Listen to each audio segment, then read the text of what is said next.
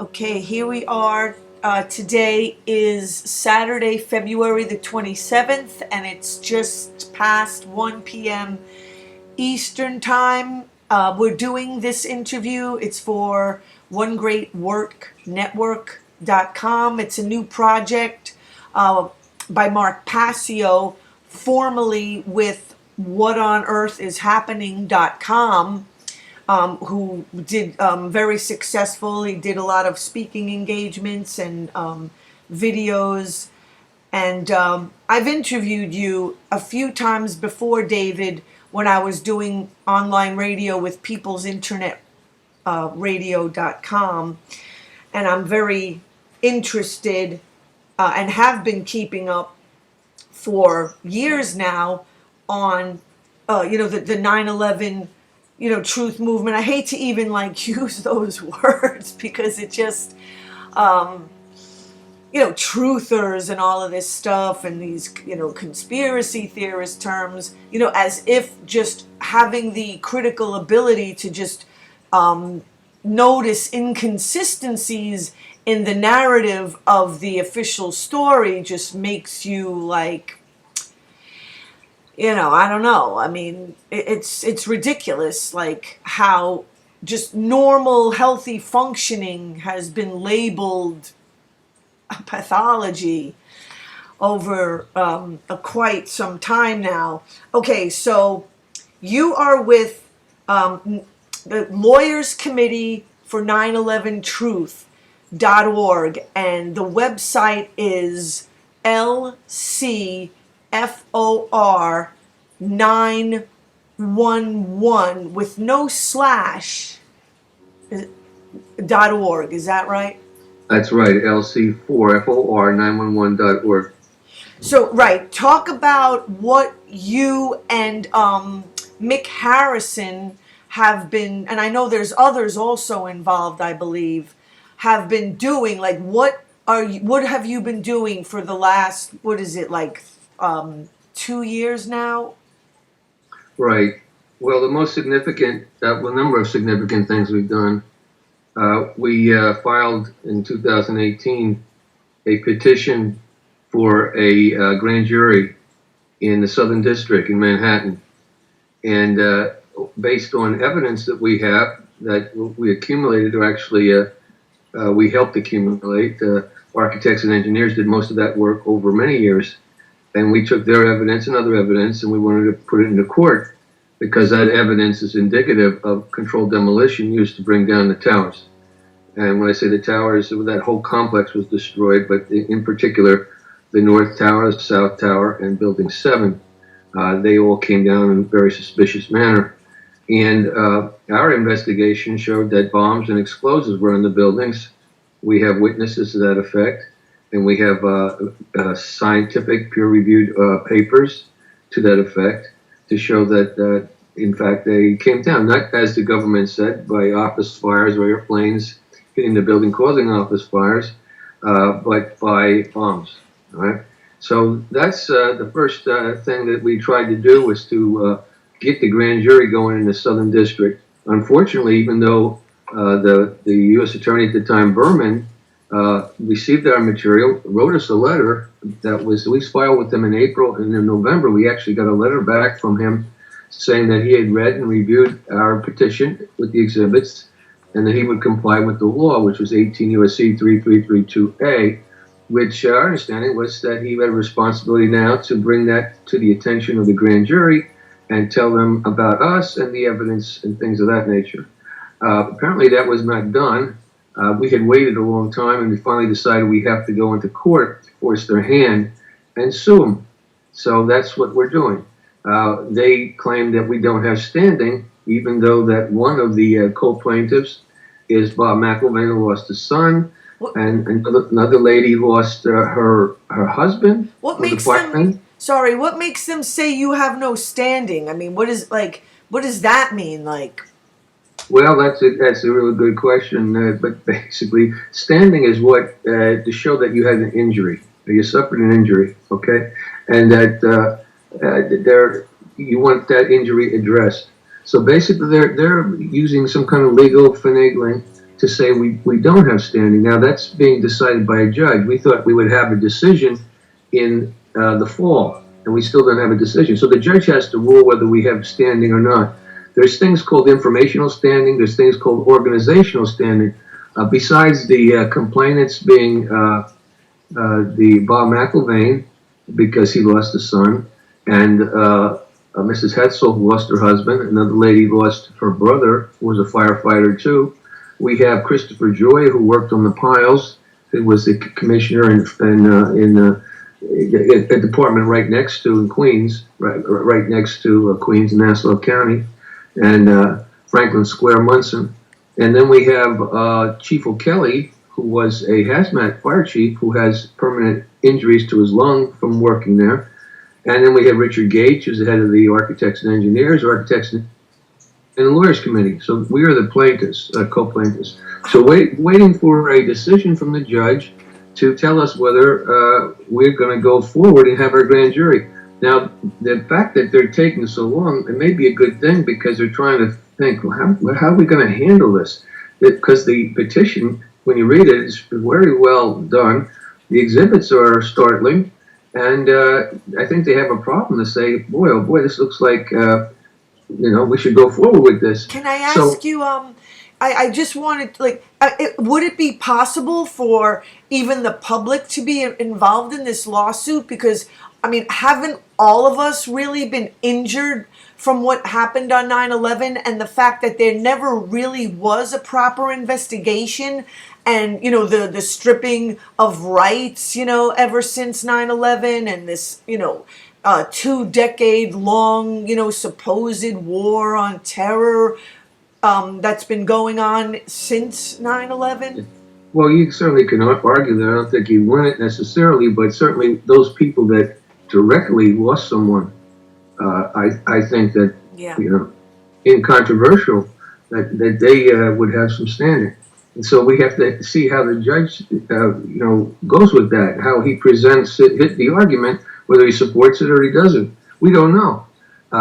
We have a case down in Washington, D.C., though, on the 9/11 Review Commission, which right now we're deciding what to do because we got denied on that, and we got denied on the appeal.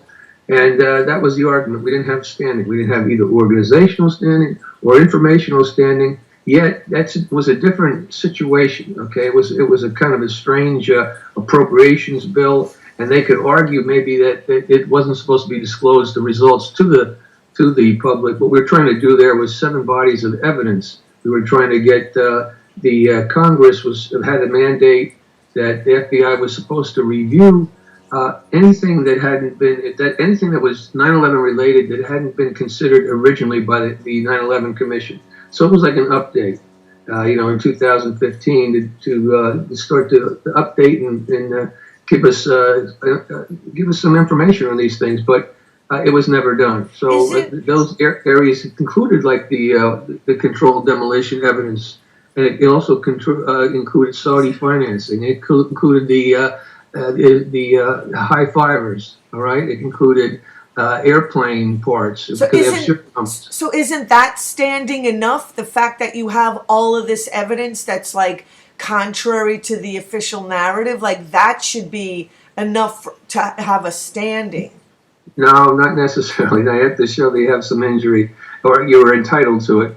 And that was an appropriations bill. So that was a different type of animal that we're dealing with what's in New York City. In New York City, it's easier to argue we have standing, all right? Because it's sort of, we're initiating the action. We're bringing this evidence that's never been considered before.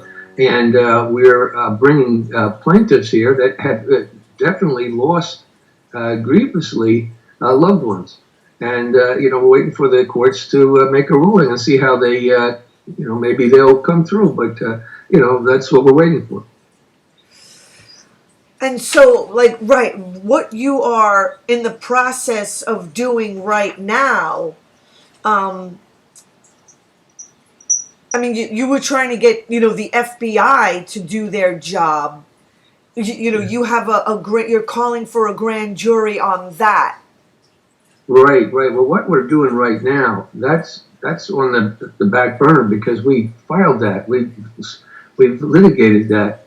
That's, I must say, old news, but we're waiting for the judge to act on it. There's not much we can do. Eventually he'll act. You know, I think he'll do something in the near future. Hopefully good. If it's good, it'll be a landmark, right? It'll be a landmark. It'll be the first time that this kind of evidence is being considered by the public. But what we've done since last year is another new area that's never been gone into, really, is the anthrax. And the anthrax petition that we submitted to Congress on October 15th is very formidable. October 15th of 2020? Right, right. That's our newest action. And we're working on right now another grand jury petition, and this will be to the U.S. Attorney. And we'll be asking the U.S. Attorney in Washington to disqualify himself because of conflict of interest and try to get a special counsel. Because in our investigation, we find out that the FBI corrupted and obstructed the investigation. We find that the so-called killer or the sender of this lethal anthrax, this bioweapon that was sent out to 2 U.S. senators in 2001, and 5 people died, 17 people were injured, that he was innocent and a scapegoat. He ended up dying, though, mysteriously, or let me put it this way, he ends up dying from an overdose of Tylenol, supposedly, and he had been drinking. He was under 24/7 surveillance, and the word was that he was going to get indicted shortly. At least that's what the FBI was saying. They're saying they had enough proof to indict him and convict him. I mean, basically convict him. From our investigation, we find that that's not the case. He wouldn't have probably been convicted at all. What we did was we made contact with Richard Lambert. Rick Lambert was the inspector in charge of the Amerithrex investigation, that's anthrax, for 4 years. He left it because he was being obstructed himself, and he becomes a whistleblower. Anyway, we talked to him. He attends a lawyers committee meeting where he briefs us for 3.5 hours on what he can brief us on. And he basically does not believe that Bruce Ivins was the killer. In fact, when he left, he gave a 2,000-page summary, which he said you probably have to go to Congress to get, on the obstruction he encountered. And 16 pages, he told us, was pages that basically exculpated Bruce Ivins, basically saying he was innocent or he wasn't the suspect. So here's the guy who was in charge of the FBI investigation himself, telling us that, maybe we should look elsewhere. Well, we did look elsewhere. And we found that the FBI cut the investigation off right where they should have begun it. And that was with other agencies like Dugway Proving Grounds, which is out in Utah, and with Patel Memorial, which is in Ohio. And both of them were, they utilized or were involved with this very sophisticated type of anthrax at that time. And I can go into more of that if you want to, but that's what is on the front burner right now for us is Rick Lambert told us. He said that the reports, and you can get it at lc4911.org, he says it's the most thorough and comprehensive report on anthrax he's read to date, which means that we've taken the narrative up another level. Now, on our committee were 5 attorneys, and we also had Dr. Merle Nass and Graham McQueen and Christina Borgeson, who's our investigator, professional investigator. So that also comprised our investigative committee, along with Barbara Honecker and John O'Kelly, attorney, Mick Harrison, attorney, Jane Clark, attorney, and myself, the attorney. So a number of attorneys. We have a number of people that are professional investigators. We had a doctor, and Merle Nass actually worked with anthrax in Africa during the Rhodesian War there, Civil War in Africa. So she's very familiar with anthrax. And Graham wrote a book about anthrax, calling it a domestic conspiracy. So basically that's where the evidence led us to look at it as a domestic conspiracy. The strain that was used was the AIM strain. It's an American strain, right? That's originally they tried to blame it on Al Qaeda in Iraq, but it's an American strain. And what was sent to the U.S. senators was 1 gram of it would be 1 trillion spores of this stuff.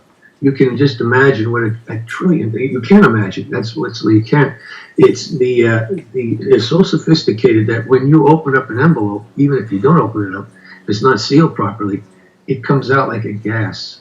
It's set up to be so finely refined that you can't but inhale it in your lungs, and that's where you get in trouble. There's 3 different types of anthrax poison you can get. The worst is the lungs, then there's digestive, and then there's cutaneous, which is on your skin.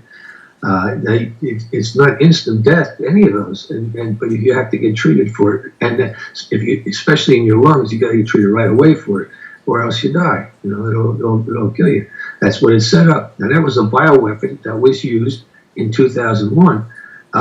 At that time, the CIA was working with Patel on some classified projects, 3 of them, and they involved, we believe, this material, all right, this very sophisticated material.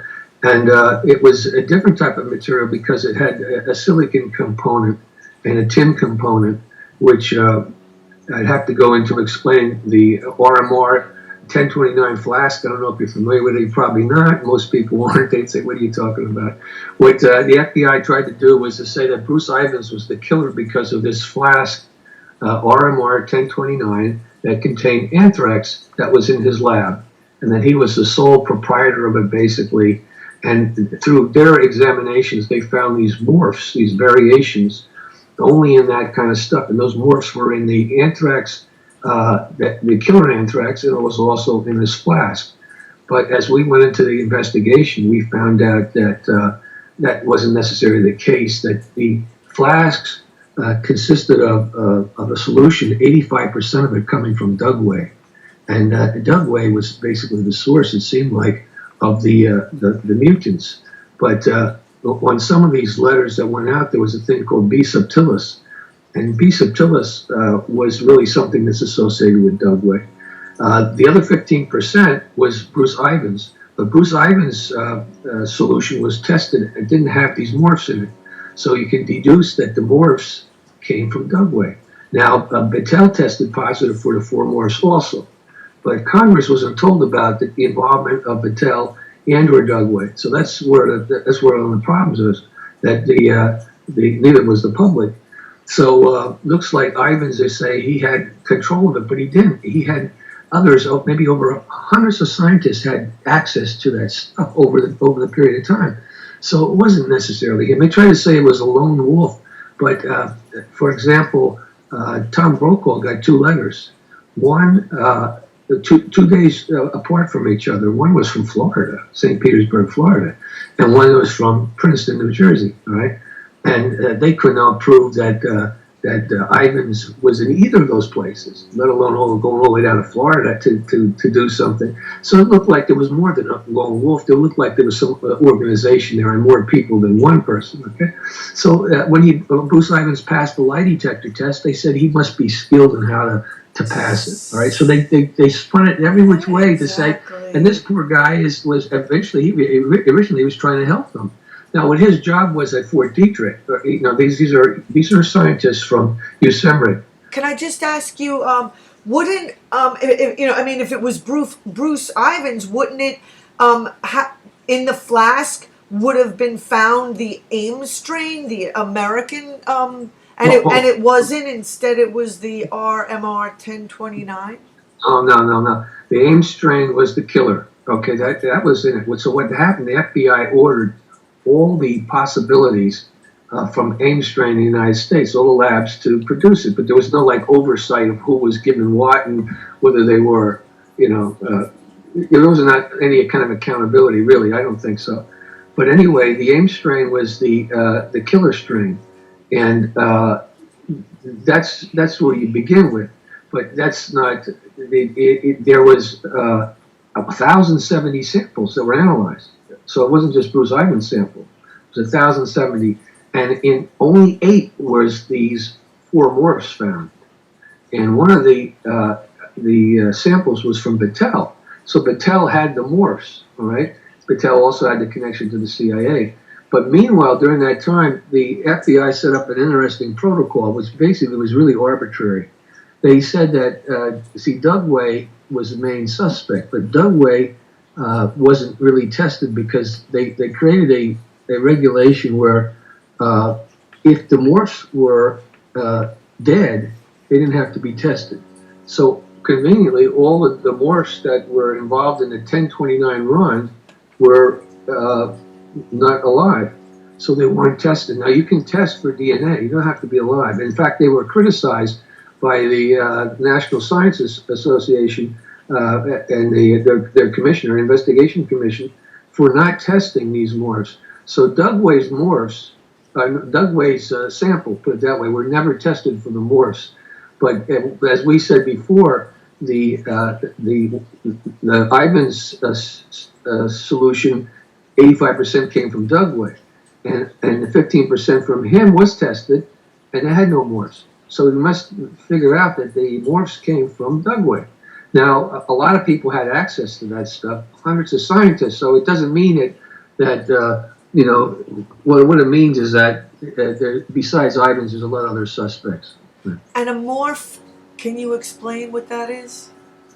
That's a variation of how the anthrax is growing. What they discovered that by accident. That's two of the scientists that were doing investigation or analysis left a petri dish out overnight, and it started growing in a different way. It's like these little colonies that grow, and which was like a unique fingerprint for that type of anthrax. And so they said, well, boy, maybe we can identify the killer weapon through these morphs, and that killer weapon was identified as this RMR 1029 flask, which contained 1,000 milliliters of this stuff, right? But as I said, 85% of that flask came from Dugway. Only 15% came from Ivan's.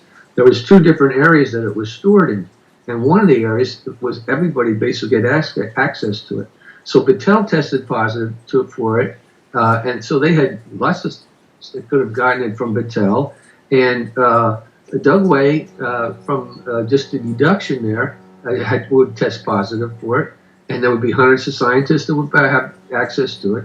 And it was available at Fort Detrick because it wasn't kept totally by Ivan's. It was also in another office or another laboratory or building, another building where work was done. So it was not fair to isolate it and say that he had sole custody of it. He didn't have sole custody of it. That's one of the things that they tried to ram down the public's throat, that this guy guarded it, but it wasn't the case at all. I mean, clearly you and Mick Harrison and anyone else that's involved with you in doing this lawsuit are really up against, I mean, is there any way that you could possibly describe what you're up against? Well, in this, listen, after 20 years, we're up against a deep state. We're up against, the greatest opposition mankind has ever had. Basically, we're up against something that's maybe demonic and satanic, or however you want to look at it. It's evil. We're up against a great evil. Right now in Washington, it's not a lawsuit yet. What we have to do, we're petitioning Congress. Now we have to sort of, now that there's a new Congress, we'll start reaching out, and we gave it to everyone in Congress to petition. So they have the exhibits. Now in the exhibits, we made contact with 4 scientists, 3 of them colonels at Fort Detrick, and work at USEMRID. Okay, that's the United States United States Army Medical Institute for Infectious Diseases, and that's where Bruce Ivans worked. And we met with and talked with Art Anderson. He's the colonel, one of the colonels there, and a number of others. We've gotten documents that the public's never seen. So if you go on lc491.org and go to the anthrax section and look for the exhibits, you'll read some interesting exhibits. One where Art Anderson says that he was ordered basically to squelch any internal investigations because they didn't like what the FBI was doing. So what the FBI did, they tried to blame Fort Detrick scientists, USEMRID scientists, and cut the investigation off. The thing was that Fort Detrick produced liquid anthrax. They didn't work with dry powdered anthrax. This dry powdered anthrax was very sophisticated. They didn't have the equipment or the knowledge to be able to do that. That's sort of one of the keys to start off with. So you'd say, why would you start with Fort Detrick when you can't make this stuff? And what happens in the beginning, Battelle gets involved through the FBI because the FBI, right at the beginning, wants to look at, I think it's a Daxel's powder, and to get an analysis of how strong this stuff is.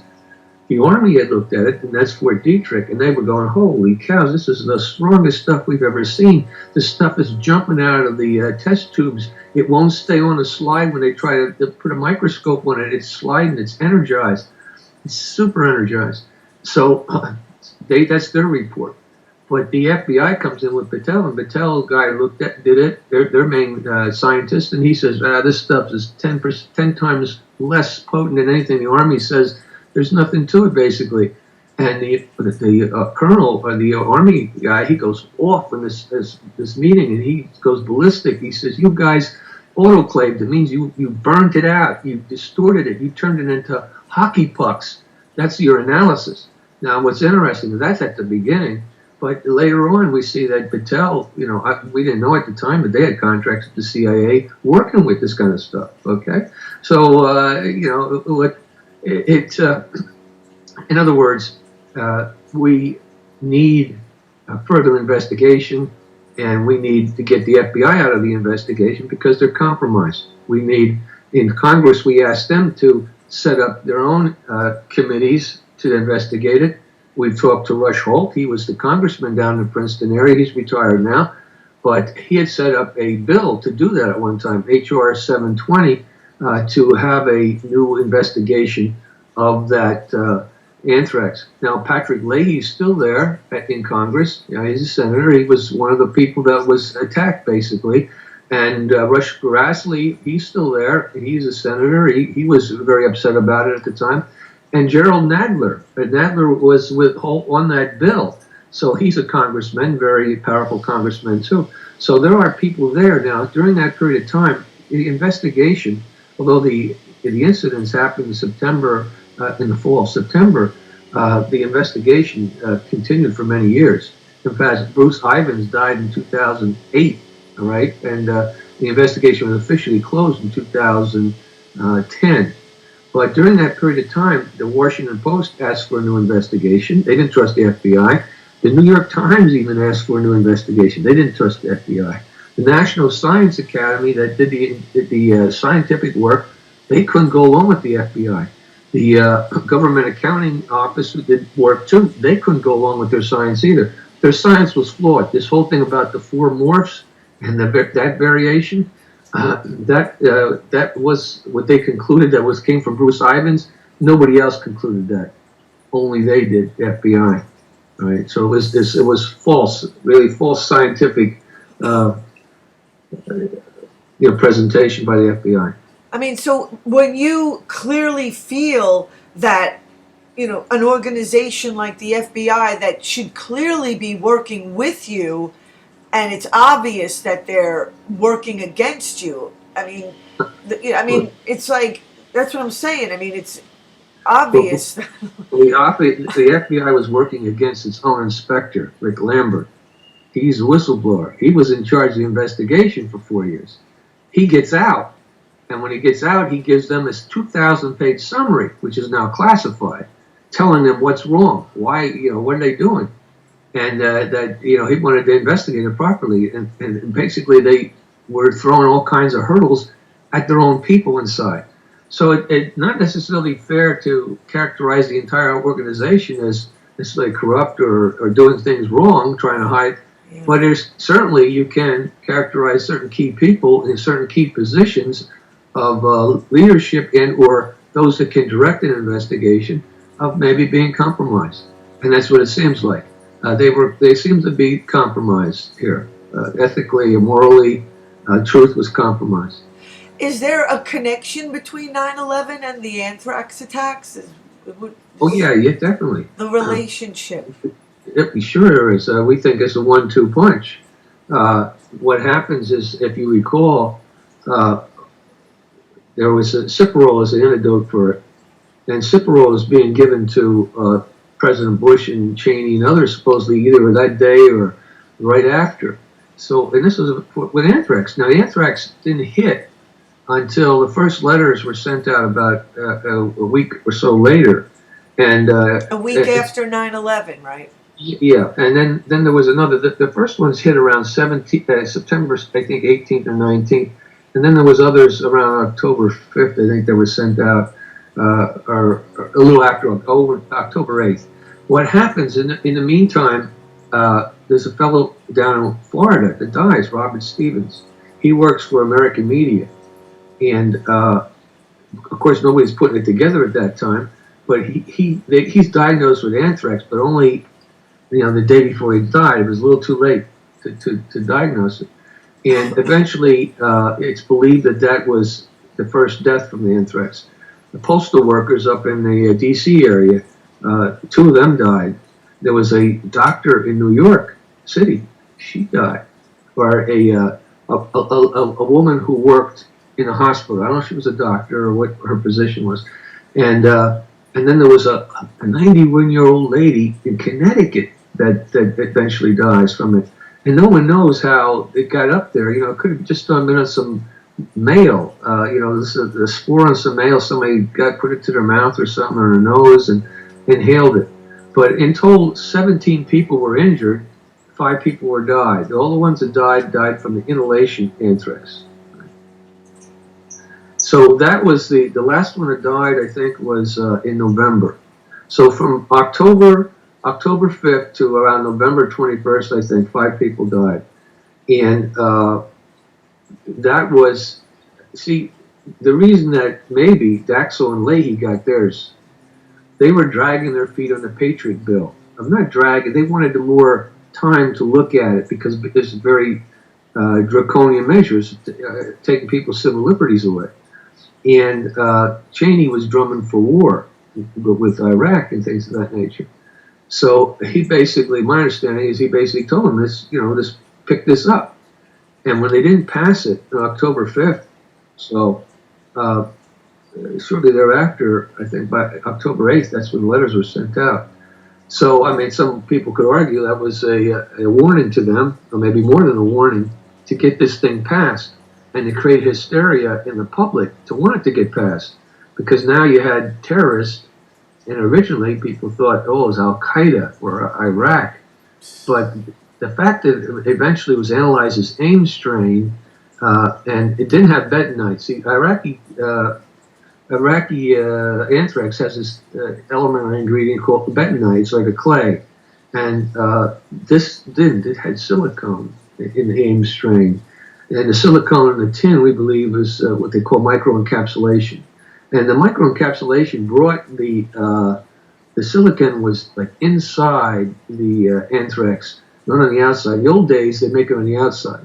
But on the inside, it's more virulent, it's more refined, it's more dispersible, and that's the key, dispersible, because you're going to breathe it in. And, it's a weapon, so that's how you can be killed when it's dispersible. And when it's so fine, when it's 1 trillion grams on a spore, I mean, a trillion spores in a gram, I'm sorry, 1 trillion spores on a gram, it's hard to even imagine how fine that is. Now, even if Fort Detrick had a problem, what happens is this John Essel, he's one of the scientists, he gets the letter, he's going to analyze it. He's an expert. And but he wasn't an expert on how to handle this stuff. It starts leaking out, and it contaminates the whole room. He eventually, what he does is he dilutes bleach and drinks the bleach, snorts the bleach to try and kill the stuff in him. That's how, like, even the experts didn't know how to handle this stuff. All right, John Essel, he snorts bleach to try and kill the stuff. Unfortunately, he's passed now too. But so what we're dealing with in 2001 was a bioweapon, and now there was a treaty at that time that you weren't supposed to use this type of these pathogens. Nixon in 1969, if you can believe, he basically outlawed them, told them to get rid of this program because they were afraid that if little third world countries got a hold of this stuff, it would be like their little nuclear bomb. They won't need nuclear bombs. They could just poison everybody with this stuff. So Nixon ordered it to be shut down, but it wasn't completely shut down. And what happens is Francis Boyle develops a bioweapons treaty that most of the countries in the world sign. And these weapons are looked at as aggressive weapons, So that's outlawed. Now, you can have a little of this stuff if you're using it, of course, for vaccines and stuff, but if you're using it in a defensive way, you can. Now, there's this thin line between what's offensive and what's defensive. But it was believed at the time that, us and all other countries, maybe Russia had theirs too, I believe, certainly, they were using it as an aggressive type of weapon. Now, smallpox could be one of them too. They could be very virulent. Smallpox is nasty stuff, okay? So there's a number of countries that have that kind of bioweapon now, and it's, it's something that really has to be regulated. It gets out of hand now. We're dealing with the COVID, but that's nothing compared, I think, to smallpox or to some of these other things that are probably much more virulent and much more killers than this COVID.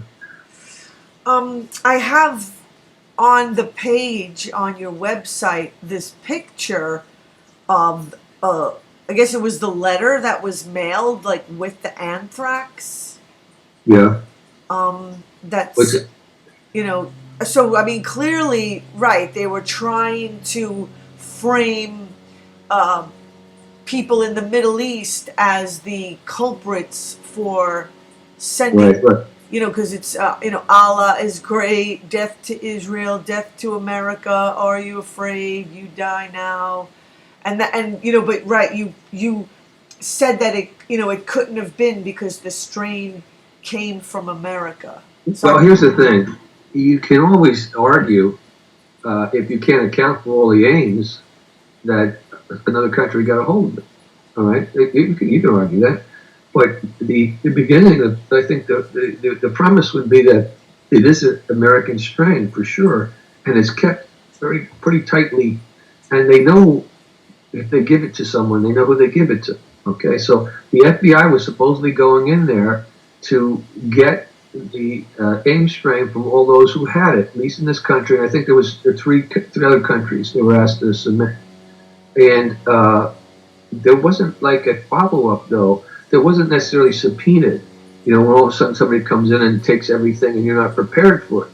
So it was like a goodwill thing. Like it's like telling a killer to hand his gun. Like he's going to give you the gun that did the killing. He's not going to do that, mostly, or they're going to be able to trace it back the round because there's a certain, in the cylinder, there's a certain way that they could tell in the barrel. The barrel of the weapon. So they're not going to necessarily be honest. I mean, if a killer is not necessarily going to be honest to you, so you're going to have to be a little bit tougher in how you do your investigation. And they were not. It was like a gentleman's agreement. You submit your anthrax, okay? And so they did have 1,070 samples to test. But in order to test it, they had to grow it there at their place, and it had to be regrown by the FBI. Had a organization that they worked with to regrow the stuff and then to analyze it. So there was two steps, and that was the step that I mentioned Dugway, because Dugway couldn't regrow it because it was dead. Now, conveniently it was dead. We don't know when it was died. The run. Now, when they did these anthrax runs, there was numerous runs. I think there was 19 of them when they sent stuff to fill his flask to Ivans. Now, Ivans got this stuff because he was an expert on vaccines. So he worked with vaccines to try and help get antidotes, this stuff. But he was not an expert on the dry powdered anthrax. So from whatever was in that flask, whoever got a hold of it, if that was the stuff that was used, because there's a question whether it was or not, but if it was, they had to go through a number of processes to go from a liquid type of anthrax to a sophisticated white powder that had silicon in, had the tin in, the microencapsulation. It had some oxygen and I don't know if it was iron, other element that's not supposed to be there normally. Okay, these are different ingredients that help make it more lethal. That's my understanding. Could the anthrax have been planted in Bruce Ivans, like planted on him, that particular type? No, I don't know. No, Bruce worked at the Fort Detrick worked with AIM strain. This wasn't a big deal in the sense of, it's a big deal if it gets out, But no, that's what they work with. That's the American anthrax, the AIM strain. It's a strong anthrax. It's no, what they tried to plant on Bruce Ivins, I think, was the fact that he was a lone wolf, and that he did this by himself, and that he had he kept it to himself so nobody else could share it, and he had the knowledge and the equipment to do that. In order to do this, you need these big fermenters. They didn't have that at Fort Detrick, those big fermenters to do that. They didn't have all this other sophisticated stuff.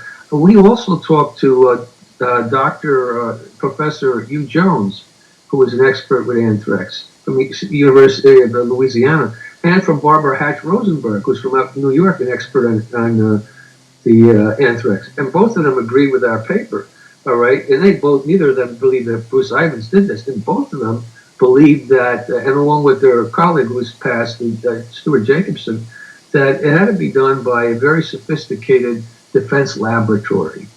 You know, it transcended Fort Detrick. Normally, lots of times Fort Detrick gets a bad rep, and justifiably so. You know, it seems like they have a lot of suspicious stuff they're involved with. But in this time, they were the fall guys. It seems like they weren't the culprits. Now, there was a guy who worked at Fort Detrick, Stephen Hatfield, and he was, there's a lot of indications that he might have been a likely suspect. From 2002 to 2007, they hound dogged him, and they embarrassed him. They'd have live search warrants going on with the TV cameras in there, and at his house, at my understanding. And finally, he turned the table on them and sued them for violating his privacy, and won in the courts $5.8 million. Okay, Stephen Hatfield won $5.8 million. He was a Fort Detrick scientist. Right after they lost that case, they moved on to Ivins. Before Ivins, and before Hatfield, there was a guy named Perry Meiswinkle. Now, Perry Meiswinkle was a scientist. Ivins knew him when he worked at Fort Detrick at USEMLIT. But he moved on to Patel. He was working with Patel, and he was, I think, very upset about what was going on because he was working with the CIA with Patel from projects. He was brought in as a suspect. He starts drinking. Apparently, he had a problem with his liver. He stops drinking a whole lot, and during the investigation, he dies of supposedly alcohol poisoning. All right. So he was concerned that they were doing things they shouldn't have been doing at Patel. Now, Patel and Dugway work closely together. And at Dugway, I think Patel has their own office or laboratories where they interface with Dugway. And how the FBI sets it up, they eventually, I think enough about Patel and Dugway where they bring them into the investigation. And they have Patel investigating B. subtilis. Now, B. subtilis was found on the New York City letters that went to the media. And B. subtilis is a simulant. It's anthrax, but it won't kill you. But it's a contaminated element that's often found in the runs that Dugway does, B. subtilis. So you had Dugway studying B. subtilis, which is commonly associated with Dugway, and then you have Dugway studying aerolization, which is commonly associated with Patel. So you have the two partners studying each other's expertise and expecting to try and get a objective conclusion as to what that involvement might have been in this attack, the anthrax attack, which is totally ludicrous. It's like having two suspects look at each other or examine each other and expect to get the truth out of it when they both may have something to lose for sure. Now, I won't say that. We're not being conclusive as to who was the killer. This stuff may have been on the shelves for a while. All right, there's indications that maybe somebody just took it off the shelves and started using it. What they tried to say is that Bruce Ivins processed this stuff within a week of him sending it out, both times. What would Bruce Ivins' motives have been? I mean, wouldn't he have a motive? Well, what would he gain? What would he gain? That's right. Well, the motives or the opportunity, right? They were trying to say that he would gain with vaccine, that he had some interest in vaccines, they said that he had a falling out. He used to write letters to Congress people and all that stuff when he was upset. But my understanding was actually a Democrat, that he would have been upset with the Leahy and Daxel. And those who really had the motive was the war state. I mean, or the people that, wanted a war in Iraq, the people that wanted to go into the Middle East. It seems that they were the ones that had the motive to get the American people all worried. It would seem to be the motive would be those who wanted a draconian state to lift the civil liberties away from Americans, which is what happened, and to make everyone like a enemy combatant. Whereas also now Americans are being looked at as the bad guys, and not necessarily those outside that are causing the problem.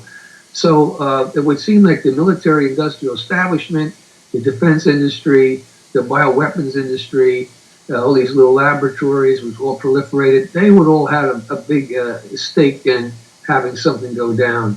Not Bruce Ivins, that he was an unfortunate scapegoat in my estimation. And in the estimation of his colleagues, which is important. We've talked to 4 scientists, 3 of them colonels, and they to a person said he didn't do it. And we've talked to 2 people very close to him that think he was murdered. Right? So we don't have proof to that extent, but his body, I believe, was, I think there was no autopsy, and I think he was cremated, I think. Okay. So we do live in a country that has quite a history of, corruption, cover-ups, false flags. Well, that reminded me of like Karen Ann Silkwood. I think her body was cremated right away, so that people couldn't do a proper autopsy on it. But what we're saying is that the killers are still loose, not only for 9/11, but for this incident. And we're saying that there seems to be maybe a connection between the 2 of them, and the same people the same ingenious evil brains that pulled off the 9/11 attacks in New York and Pennsylvania and Pentagon, likely that they're connected to these people, might be the same people who pulled these anthrax attacks off. There's some questions I have, but I won't go into my reservations right now. But I'm just trying to put out there that there's a lot of evidence to indicate Bruce Ivins was innocent, and that the FBI didn't do a proper investigation. In fact, they maneuvered an investigation away from the likely suspects, and that if you began a proper investigation, you would begin with Dugway and Battelle. You would begin there, not with Fort Detrick that didn't make that type of anthrax, and not try to, pressure.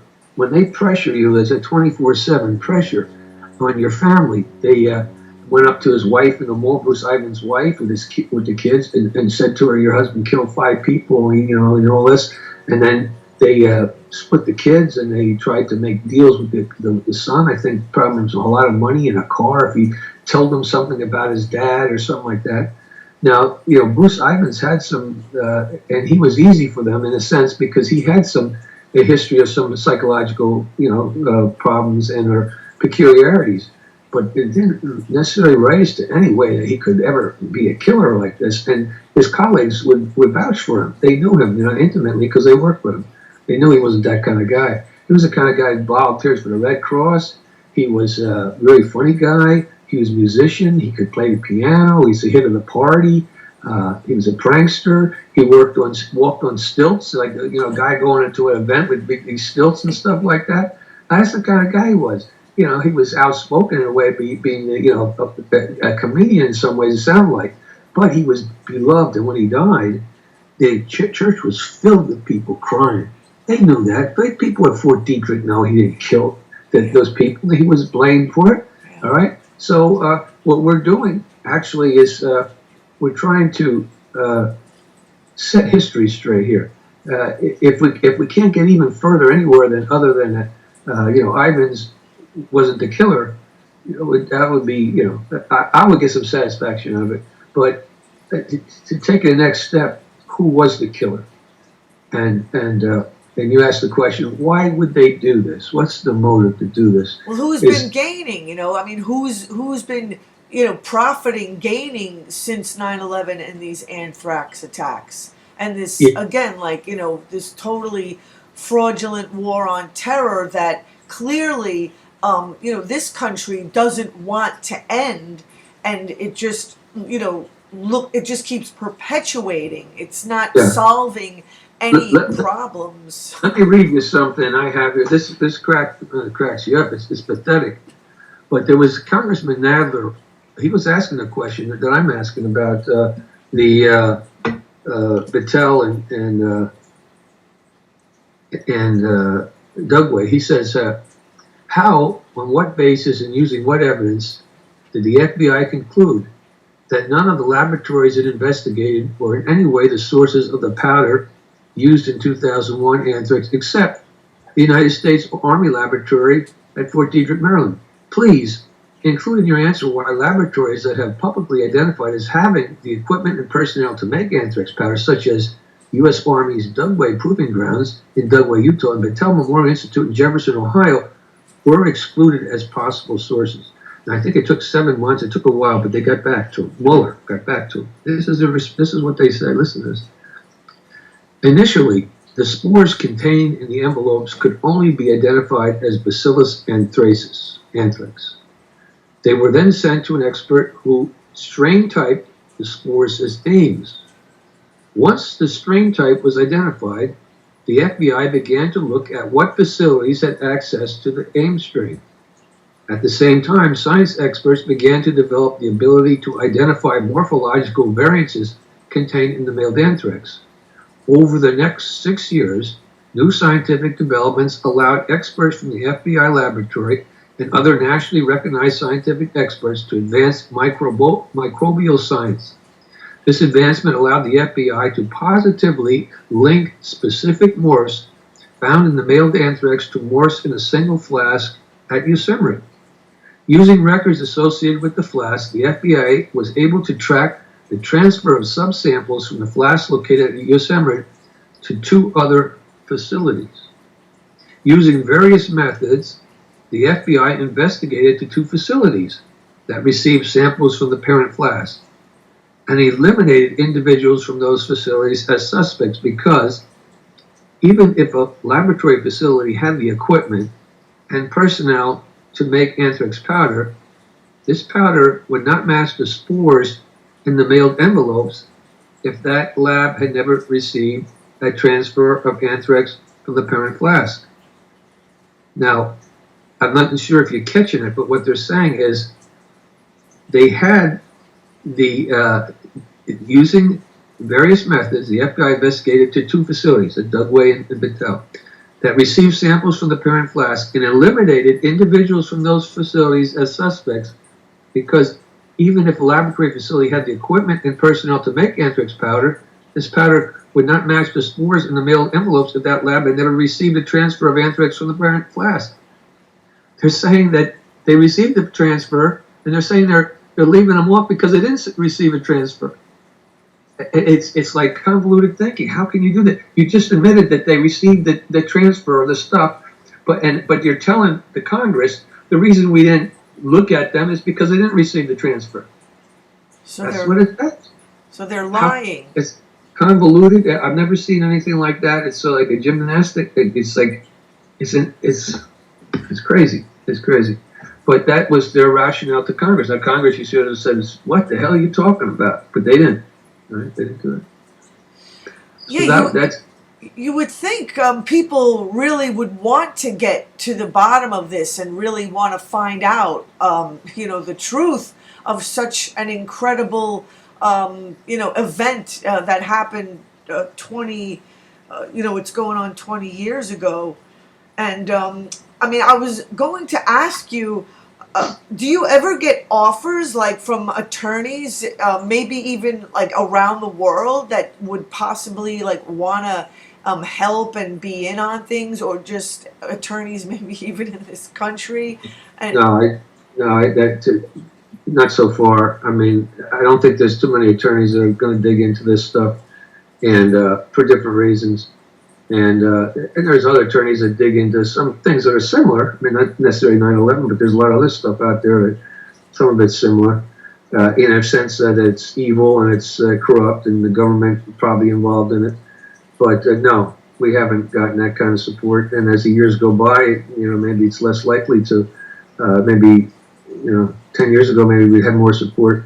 It's a little.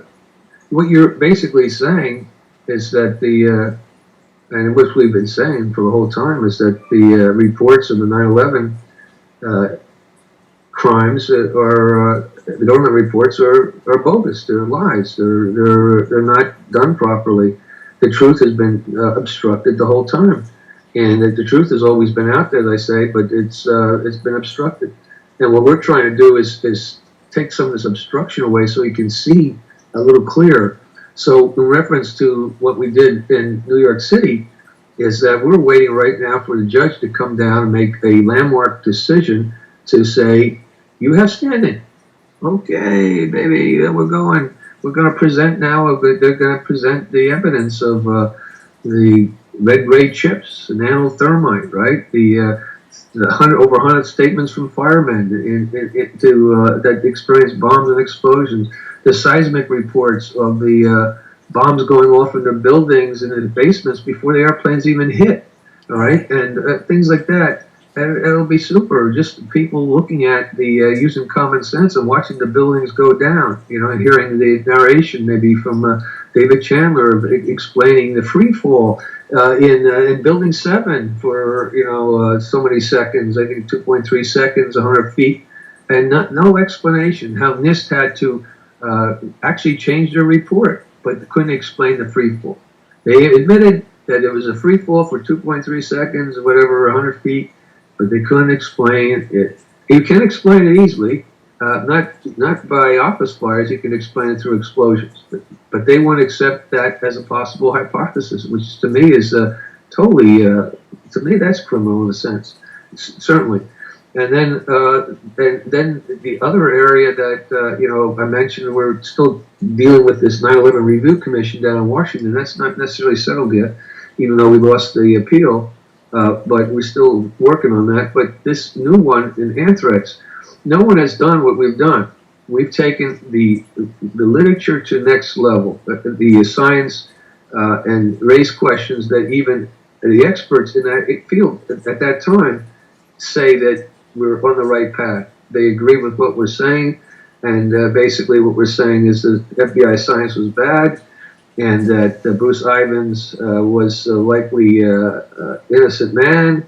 He was a scapegoat, and the FBI contoured the investigation to make it look like he did it, and they purposely stayed away from the likely suspects. Right? They didn't do a good investigation. They did a very corrupt investigation. That's what we're saying, and that's I'm not sure what more we can say other than that. We're going to try to get congressmen to say that. I mean, what are we? We're not congressmen. We don't have political power in that regard. So we can just educate them. That's what we're set up to do. Is to our mission is to transparency and accountability in government regarding the crimes of 9/11. So one of the things we're set up to do is educate people. We have to educate ourselves, and we do this investigations. It took 8 months. It was, as I said, some really premier people on that committee, and that was our conclusions, as I'm saying right now, in a nutshell, basically. I mean, you need a lot of courageous people to be on your side. I mean, it seems like there's an awful lot of people that are really throwing up these roadblocks to block it more than you have people, courageous people who really want to. I mean, we need people that really want the truth to help and to put that that pressure on, because if it's allowed to continue, things are just going to get worse. Yeah, well, we have a history of that, unfortunately, in our country, right? Since John Kennedy, at least, and Martin Luther King and Bobby Kennedy, and up through the Oklahoma bombings, and up through the first explosions or towers, 1993, was that it? In the towers, I believe, or something like that. But as far as the investigations being proper, even going to Waco. So we have a history of our government not, Exactly. not being on top of things in a moral way. It seems that, unfortunately, and that, that would take a lot of analysis, and probably not for your show right now or for the lawyers committee, because I'm not authorized to speak on those things, but I could speak as myself as David Meiswinkle. I can do that. But the lawyers committee hasn't taken any position on that total context, as I said, is a litany of malfeasance, nonfeasance, misfeasance, and just outright crime that our own government is committing. Right? And the problem is, a lot of it is the media. The media doesn't hop on it. The journalists don't alert the public that there are problems. So people just go about their day, and they don't know what's going on, most of them. And the way the society is set up, it's it's not really educated. It's a dumbed down society. The news dumbs you down. It doesn't lift you up. And so, again, like, I don't want to, get into it, but I'm just going to mention that, you can't trust the official COVID narrative either. There's, we're getting more and more it's like piling up, JFK, MLK, Waco, 9, and now COVID. It's like, well, listen, as I said, and as our committee, the lawyers committee, we're looking to see if we get involved with that, and we still haven't totally resolved that. If we would, because we're really more than 9/11, and it's a stretch because that was a bioweapon attack. Back in 2001, we were talking about the anthrax. Now, a colleague, and I'm speaking now not as the lawyers committee president or executive director, but just as myself, a citizen. But Francis Boyle, who did that bioweapons treaty, he's the attorney, brilliant attorney in the University of Illinois in Chicago. He says it is a bioweapon. He'd gone public on that for a long time, from the beginning. What's a bioweapon? The COVID is a bioweapon that was manufactured to do exactly what it's doing. Again, this is not lawyers committee position. We haven't taken a position. My position, or I'm just telling you a position that I'm aware of. That it is a bioweapon, and it was set up to do exactly what it's doing. And the vaccine also. That has to be. They're looking to roll that out, Well, that's right. If you look at the again, it's not. This is my opinion. The reset. Okay, this is a global attack. The globalists are the enemies here behind the scene. Yeah. You have to identify who the globalists are, and we haven't really done that. That would be it's behind the United Nations, what's behind the World Health Organization, what's behind the IMF, what's behind the central banks throughout the world. Yeah. What's the real powers? Not these front men like Zuckerberg or Bezos or whatever, but the real powers behind them. Not George Soros, but the real powers behind them. Even Bill Gates. Right, even Bill Gates. Bill Gates, the real power behind him. Yeah. They're all front people, but they look like they're all so powerful. But they come into our country and like they own it, which maybe if we looked at the books, maybe they do, because we American people don't know, how free or how unfree they are. As far as everybody being in debt, all the countries being in debt, and that's one of the ways, the strategies from the New World Order, supposedly to collapse the economies of the independent countries, take their national spirit away from them, homogenize them, break them down, regionalize them, and disempower them and make them poor. And in this, again, it's a theory. We could talk at length on that. And people have written on it. So there is the information out there. Of course, you won't hear that in the mainstream media, that globalism is what's really behind maybe both parties, Democrat and Republican, at some level. And they have unlimited amount of money to come in and buy people. And people have said that it's a whorehouse in Congress. You can buy anything you want if you got the money down there. All right, so... Yeah. So the COVID is interesting for sure. It's what we're experiencing right now in the vaccine, whether you should take that vaccine or not, and you get trusted or not. That's individual decision, and people have to decide that for themselves. I would advise them to do a lot of research and not not use the mainstream media as your main Yeah. source of information. You go off Exactly. into the alternative networks and platforms, and you'll find a lot more truth there than you could ever find on mainstream media. Mainstream media is as corrupt as Yeah. possible right now. It Yeah. is totally disgraceful. Yeah. Thomas Jefferson been doing backward somersaults because he thought that would be like the fourth estate. He said that in order to be free, you have to be educated and vigilant. And you can't be educated when the media is dumbing you down and lying to you, when it's a Operation Mockingbird, when it's controlled by intelligence agencies, when it's disinformation. That's impossible. And you can't be vigilant. Basically, maybe if you were vigilant, you wouldn't allow them to, you wouldn't be accessing that stuff, that dope, that crap, that junk.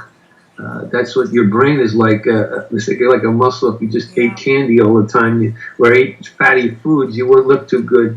And well, that's what we do to our brain. We bring this fatty material in there, this contaminated information, and we think we're going to do our analysis of the world, right? This contaminated information, or analysis of anything, whether it be the COVID or whether it be 9/11. And we have a rancid brain because of the material we've digested in there, which is junk food. And the more, a lot of people, I know, do understand some things, and they, there's like lots of YouTube channels with people, inquiring about things, but, like the powers that be, the criminals that be, are like just going to keep picking up more and more momentum. I mean, like a giant tornado just getting bigger and bigger and bigger, and they're just going to be sucking all of us like right into it if people don't start, asking questions, pushing back and holding, criminals in power accountable. And I mean, before just was going to briefly mention, we don't even know how, like, the whole Jeffrey Epstein thing is involved and how big that goes. I mean, even that just disappeared. Jeffrey Epstein supposedly died, whatever, but it goes so much beyond him. Alan Dershowitz and and all the cronies that were involved.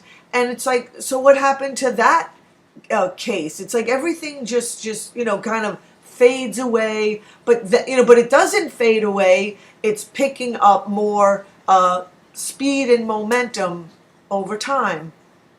Yeah, well, you're right, and that's another issue, the pedophilia, which is a really big issue that most people don't know anything about. And who's been compromised? Who's compromised? Right? Like all these people, like judges. I mean, I'm trying to figure out how is your suit going to possibly, have a fair, like possibly be fair? Well, here's the thing, and we've thought about that too, Kat, and it may be that, I mean, a very prominent attorney told us, he said, you're not going to be able to do anything in this federal system. It's totally corrupt. You have to go international. At the beginning, when we started off, he might be right. What we do is we at least create a record for history. I mean, that's the least we've done. Oh, yeah. Is we've actually given people another way to look at it, and it's scientifically based, and there's exhibits there, and there's an analysis there that takes the situation up to another level. So for posterity, maybe they can access that and get it straight. But for right now, of course, we want to get a breakthrough. We want to get an honest judge to render a decision in our favor. The chances are, it's maybe almost like, what were the chances to try and get something straightened out with the Kennedy assassinations or anything in the past? This, though, has a life of its own after 20 years, is still strong. And it's hard to believe it's been 20 years, I guess, because people that are into the movement, it's like it's every day. So it's not like it was 20 years ago, it's now. But for others, and others that weren't even born then, I mean, it's remote to them. It's like, what this has to have to do with me? They're into something totally different. The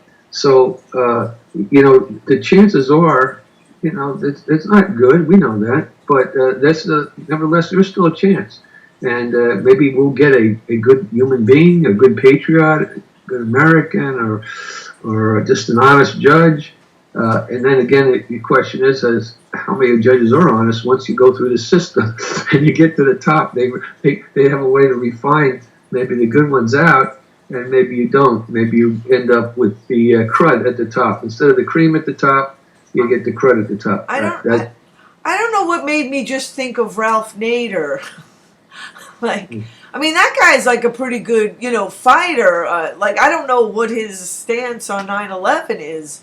I mean, I always just like to start at the very least, to question the official story, and that the official story just, it's mathematically impossible that it's, right. So, with just that, beginning, I wouldn't see how even someone like Ralph Nader wouldn't want to get on board with this. Yeah, well, you're right, but there's so few people that have gone on board when you think about it.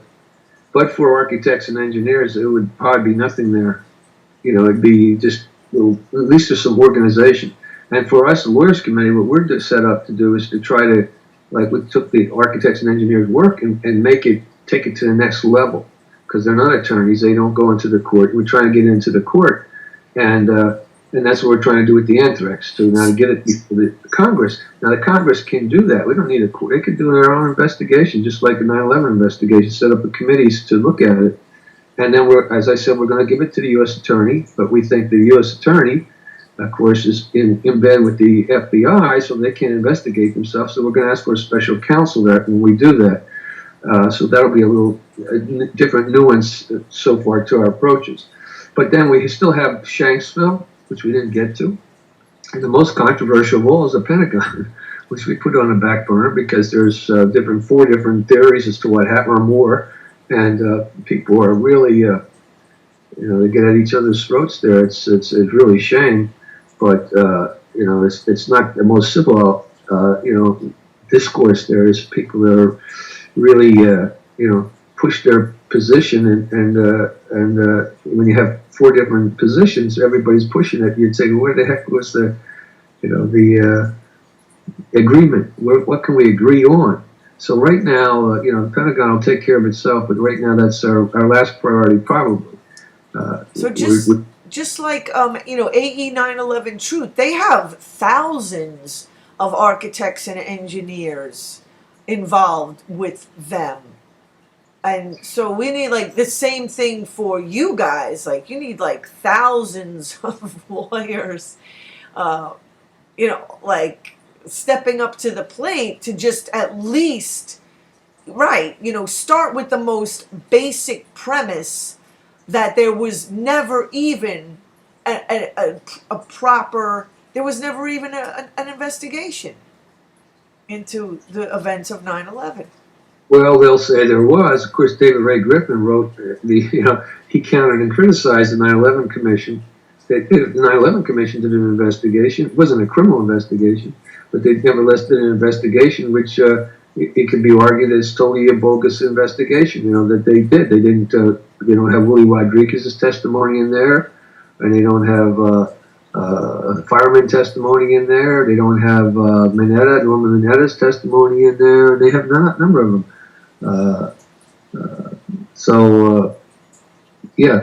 They did a very poor investigation, and they didn't want to really probably find out what happened, right. Or they were afraid to find out what happened. It's just who sits on these boards. Remember, one of I forget is the Congress or the senator that left. He said he wouldn't want to be a part of another Kennedy investigation. He left another Warren Commission because he said it was all corrupt. This is the old 9/11 investigation that he sat on. He got the heck out of it. Could he have started another commission? We tried to contact him. It wouldn't be contacted. No, he got a job. Bush awarded him. He got out of there, but they gave him something. He was a Vietnam vet, and he was, poor guy, he lost, I think, a couple limbs in Vietnam. So he was disabled, and they took care of him in a sense. They gave him a job, so he had some income and things of that nature. But he didn't have any kind of words for them though. But we tried to reach out to him, and maybe we had the wrong numbers or wrong emails, but he never returned it. And so Too bad Ramsey Clark is so up there in age. Yeah, he's pretty elderly now. Yeah, Ramsey Clark had a lot of integrity. It would be interesting if he was a young Ramsey Clark right now. Maybe he would be an opportunity to go forward. I don't know, but it's hard plowing because there is resistance. People are scared, I think, for the most part. And Biden started bombing Syria again, so that's the war continues. Okay, well, again, that has nothing to do with Lawyers Committee, but you're right. I mean, if we talk about that, that's not good. All right, and that's the problem. We have two political parties that neither of them care about the country. And things like both controlled by special interests, and nobody representing the middle class or the poor or the working class. Period. You have two elites parties representing special interests, and sometimes they're opposed to each other, but nobody represents the overwhelming majority of people in the country. Period. And the media is controlled by these two parties. They got to represent themselves, They got to really, it's like you just have to do it yourself. Well, listen, history spawns certain things. Maybe a new political party will develop. The Republican Party didn't, I think, develop until about 1856, right before the Civil War. And Lincoln, I think, was the first presidential candidate of the Republican Party. At that time, the Republican Party was a progressive party, right? It was the Democrats that were the slaveholders. So maybe history will be formulated with a new political party. We don't know that right now, and maybe we'll be part of it. Maybe the whole 9/11 movement will be part of it. Maybe all the 9/11 movement has to become a political movement eventually, all right? Because we're nonprofits. We're limited to what we can say and do and say when we talk about the country overall and different priorities. But maybe there's a new party out there to be formed, and maybe some of the key people in the 9/11 movement will be key people in helping form that party. Right? So that's a possibility.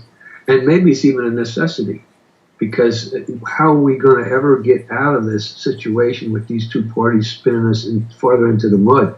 It's like you're stuck in the mud and the tires just keep on spinning. You keep on getting deeper and deeper into the mud. It's like, come on, it's not working. So it's like we need a 4-wheel drive or something like that.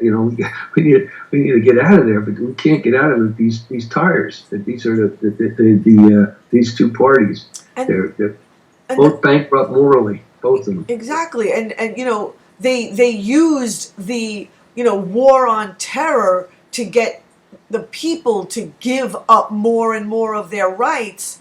The very things that this country should be protecting and preserving is the very thing that they've just been digging, and now with COVID, it's even more.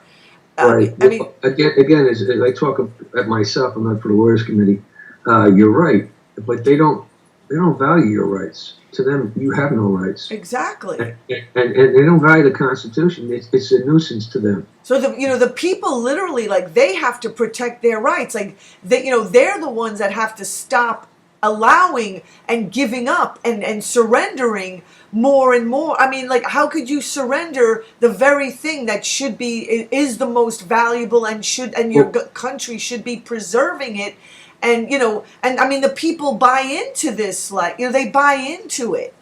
Right. Well, listen, there was two people that are brilliant writers, and neither of them supported what they saw. What was coming down the pike. At least they projected it. One was George Orwell, and in his books, the police state, and 1984, and Animal Farm, and then Aldous Huxley, who was Brave New World. Now, their approach is a little different than what they saw. Orwell saw the slavery through, like, the inducing fear, and that type of control, like the police state, the boot on your face. Aldous Huxley saw it as slavery through pleasure and enjoyment. In other words, you can become a slave by being on drugs, by just being in front of the TV all the time, and just feeling good about yourself, not having to do anything, just, it's all like the sensual. So what we're experiencing is a combination of both now. We're starting to experience a combination of Brave New World and 1984 at one time, all right? So that's something to consider and think about. And where we're going, if it's not reversed, you're looking at the extinction of the human race as we know it, because free will be gone. Identity as human beings, they'll be putting this transhumanism in there. They'll be putting this artificial intelligence in our bodies, etc. And you would be set up like a beehive, or like some kind of that kind of brain set or ant colony where people will not be individuals. See, that's why they dislike the United States, and it has to go. I read accounts. This was coming from the Council on Foreign Relations. When I first became a police officer, I was very interested in this stuff, and I was reading stuff on back in the 70s. On the Council on Foreign Relations, some of the writers, and then one of the writers, I forget who it was, he was talking about we have to reduce, I think it might have been, what was his name, Brzezinski. We have to reduce the independence of the United States in the standard of living. He said the United States is well into the IBM era, the rest of the world is in the General Motors era or in the dust. We have to reduce the United States and bring them back to the herd. So the United States has to expect a reduction of their standard of living and to be brought back into the pack. Right? This was in the 70s. I read that, I couldn't believe it. I said, what kind of American is this to say that kind of crap? And yet that's what they've been doing for like 30, 40, 50 years. We don't even realize it so much because it's imperceptible sometimes, but our standard of living is going down. Exactly. When did people get a raise in their income and stuff like that? It's not like, when did their prices ever fall? Usually it doesn't happen. Yeah, we're being looted. Like the people have just been being looted all these decades. I don't know if you remember a few years ago, at a 9/11 event here in New York City, and it was held up at that big church on it was like near Amsterdam and like 86th Street, and we actually had, and I was the one who invited him, John Perkins, who wrote Confessions of an Economic Hitman, to be one of the speakers. And, because what he describes in that book, that the U.S. has been involved in looting other countries for decades, since the 50s, of, setting up, for just a small group of rich people to profit under the guise of doing good for the people. And meanwhile, it's like they're, just leaving the public with all the debt and the pollution, while just a few, corporations and other people, make out, and and replacing democratically elected leaders of certain countries, Venezuela, Ecuador, in 1953 it was, in Iran, and they got rid of Mossadegh. And so it's like, it's happening here too. It's like happening also in this country, not just in. What's happened is the enemy has turned on us. And for a lot of time, for these countries, we were the enemy. Our government was the enemy of these countries. Right. Now our government has turned on us. We have become the enemy combatants. We have become the patriots are now the traitors, or the problem, or the terrorists. The good guys have become the bad guys. But that's what they do. They redefine things. They're the good guys, but they're really evil. And the people that want to change things for the better, or at least keep what they had as far as the Constitution, now you become the bad guys. So they flip the terminologies around, and the papers, they just go along with it. We're like conspiracy theorists and all that. I mean, that's what this is going on. This is a very evil conspiracy by very powerful people or entities or whatever they are, and they seem to be hell-bent on reducing the human race to something of a serf or slave, and something probably unnatural to being a human being. So the DNA is being messed around with, and it may be through these vaccines to begin with, which will only be the first of many of these vaccines. And to think how invasive that is to put that crap in your body that it hasn't been, even in fact with the COVID, it's my understanding this is a trial it's a third step. And the third step of these vaccines is a trial step. We usually test it on animals for a couple of years now, and now we're testing on human beings, basically. Yeah. Pray to God that people get through it and they don't have bad reactions to it. But some people aren't that optimistic. They think they will have bad reactions. Like the soldiers took that anthrax vaccine, a lot of them got sick with Gulf War syndrome, right? A lot of it was the anthrax that was, was bad stuff. I mean, Hank Aaron died 2 weeks after being vaccinated. Yeah, I heard that, and I heard somebody else did too. It was a famous person who recently died. I'm not sure. Yeah, I go to the World Doctors Alliance.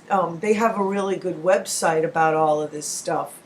And I read a couple of Dr. Judy Mikovits's books.